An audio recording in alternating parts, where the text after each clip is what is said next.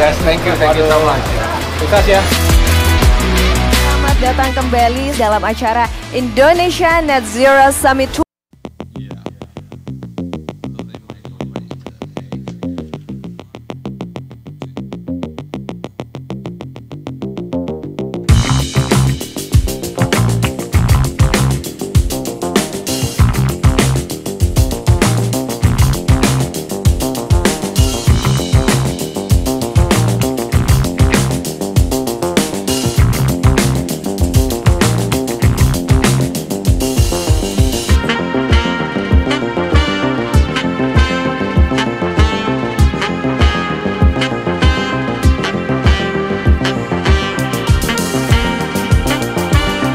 Pencapaian para pemimpin dan generasi sebelum kita. Dan setiap pemimpin ada masanya. Setiap masa ada pemimpinnya. Generasi hari ini juga punya harapan, punya peluang, tapi juga disertai ujian dan tantangan yang khas. Oleh karena itu, mari kita bersinergi dan berkolaborasi. Mencegah jangan sampai dampak global warming dan climate crisis benar-benar menghantam kita semuanya. Sangat banyak hal yang bisa mengancam eksistensi Indonesia dan juga masa depan kita di 2045. Saya termasuk orang yang optimistis dan berprasangka baik terhadap masa depan bangsa Indonesia kita sendiri.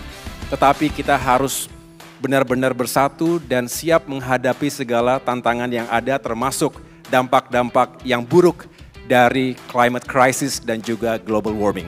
Bagi Bapak-Bapak di depan, bagaimana pemerintah pusat yang akan datang bisa mendukung ide keberlanjutan alam, mulai dari Pemprov, Pemda, sampai ke akar rumput, di saat pemegang tongkat kebijakan memiliki keterkaitan dengan aktor-aktor yang menyebabkan isu-isu lingkungan yang ada. Have you done anything different? Bahwa pembangkit batu bara itu sebenarnya sangat tidak sehat dan membahayakan masa depan kita. Bahwa kita harus mengelola hutan kita dengan lebih baik. Dan semua pengetahuan itu apakah benar-benar digunakan dalam pembuatan kebijakan selama ini after you know about that fact. Terima kasih banyak Pak. Yang jelas, kita berharap kebijakan dan regulasi yang dilahirkan dalam iklim yang demokratis itu benar-benar berpihak pada lingkungan, berpihak pada iklim. Jangan hanya di atas kertas, harus konsisten antara kebijakan, regulasi, dan implementasinya. Misalnya, Undang-Undang Minerba, Undang-Undang Cipta Kerja,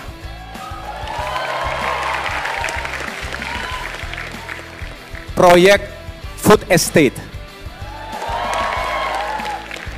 Bagus semua tujuannya, tetapi ada hal-hal yang bisa diperbaiki dan itu harus segera. Kita punya struktur partai, kita punya anggota di parlemen, kita punya kepala-kepala daerah, tetapi tentu kita harus berkolaborasi dengan para civil society, para NGO, LSM, aktivis, dan semua yang punya kepedulian yang sama terhadap bumi kita.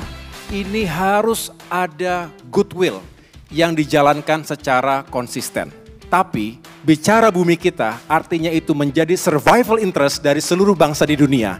Dan kita semua harus menjadi bagian itu semuanya.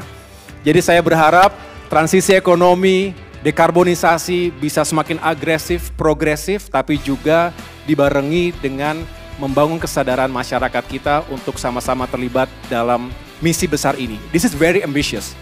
Dan bukankah kita harus sangat ambisius untuk bumi kita? Tidak ada bumi kedua. Dan mudah-mudahan FPCI dapat terus menyuarakan ini, kita bergandengan tangan. Saya juga siap untuk berkolaborasi dengan FPCI untuk terus mengkampanyekan hal ini. Terima kasih.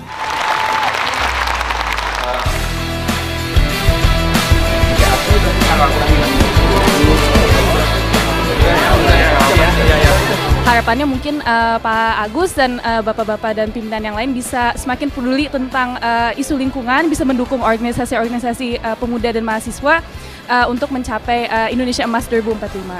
Kalau aku sih ngelihatnya hari ini benar-benar orangnya pinter gitu dan ada aspirasi untuk mendengar isu lingkungan gitu. Jadi aku tergerak juga jujur mendengarnya gitu dan punya harapan lebih terhadap Pak AHY nanti ke depannya.